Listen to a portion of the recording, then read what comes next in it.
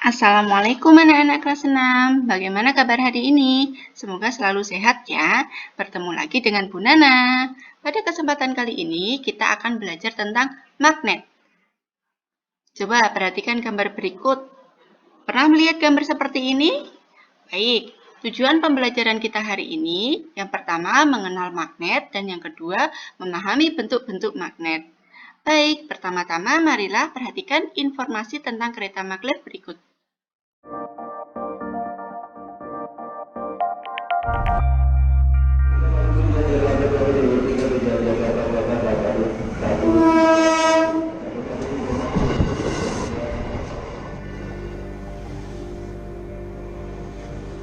Untuk yang sering naik kereta api, pasti akrab dengan suara tersebut. Hal seperti itu niscaya tak akan kita rasakan bila menaiki kereta cepat maglev atau magnetic levitation. Saat ini belum ada teknologi yang lebih canggih yang bisa membuat kereta tercepat di bumi selain maglev. Gagasan kereta maglev dimulai pada permulaan abad 20 oleh Robert Goddard dan Emily Bachelet. Visi mereka adalah mengembangkan sebuah kendaraan yang bisa bergerak lebih cepat, aman, dan dapat diandalkan. Lalu ide untuk memanfaatkan elektromagnetik pun muncul.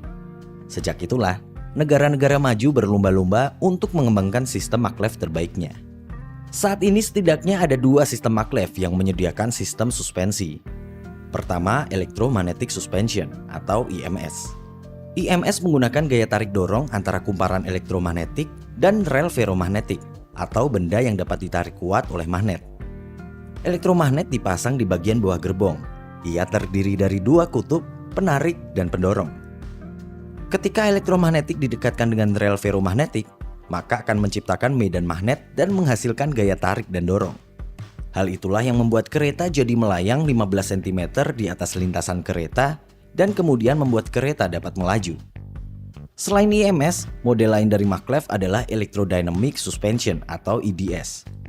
EDS mengandalkan superkonduktor. Apa itu superkonduktor?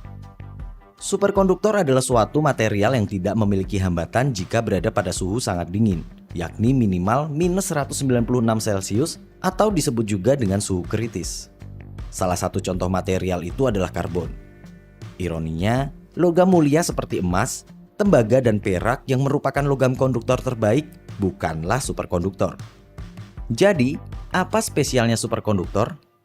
Walter Meissner dan Robert Rosenfeld bereksperimen pada 1933. Mereka menemukan bahwa suatu superkonduktor ternyata bisa menolak medan magnet. Bila suatu konduktor digerakkan dalam medan magnet, arus induksi magnet pasti akan mengalir dalam konduktor tersebut.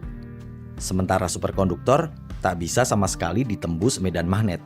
Medan magnet tetap berada di permukaan material itu. Hal inilah yang membuat superkonduktor melayang di udara atau disebut juga dengan efek Meissner. Bukan cuma sekedar melayang, superkonduktor juga bisa tetap stabil bila berada di antara medan magnet. Superkonduktor ditempatkan di sisi gerbong kereta dan berinteraksi dengan kawat kumparan berbentuk angka 8 di pinggir lintasan kereta sebagai elektromagnet. Kumparan bagian bawah menciptakan medan magnet penolak dan yang di atas menjadi medan magnet penarik.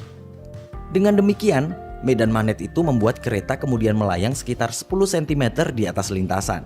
Dan gaya tolak menariknya membuat kereta bisa melaju sambil melayang. Hal inilah yang membuat kereta maglev bisa melaju sangat cepat karena tidak ada hambatan seperti kereta tradisional yang rodanya menyentuh rel. Saat ini kereta tercepat memang menggunakan sistem maglev. Shanghai Maglev dari China misalnya.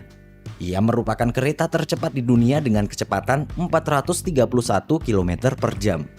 Sebagai gambaran, bila kita naik kereta komuter lain dari stasiun Depok Baru sampai stasiun Bogor, memakan waktu 33 menit. Maka dengan kereta Shanghai Maglev, kita cuma perlu waktu sekitar 7 menit saja.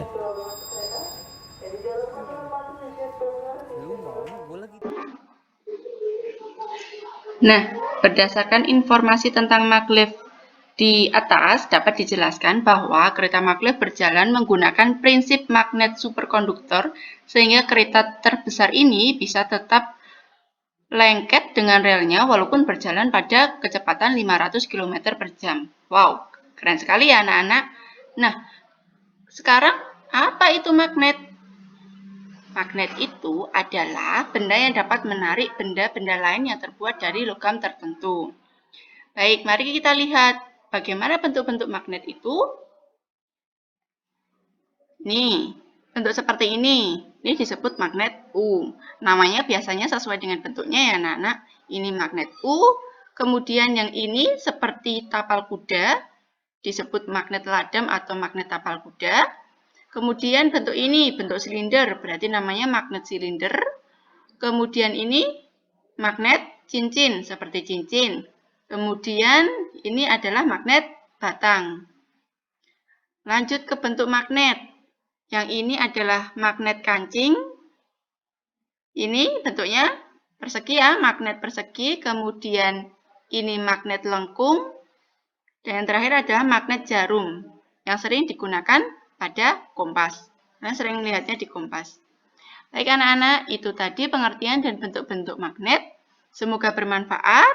Terima kasih. Tetap semangat belajar anak-anak. Sampai bertemu lagi di video selanjutnya. Jangan lupa untuk like, komen, dan subscribe. Dadah!